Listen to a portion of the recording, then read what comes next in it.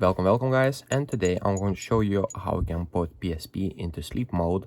So basically what you'll need to do is just click like this and we'll basically go into the sleep mode and it will blink one time.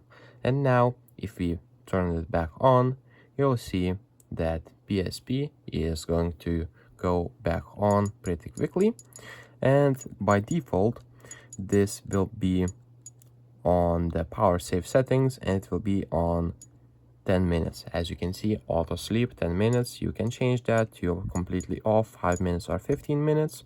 And to completely turn it off your PSP, what you'll need to do is hold longer,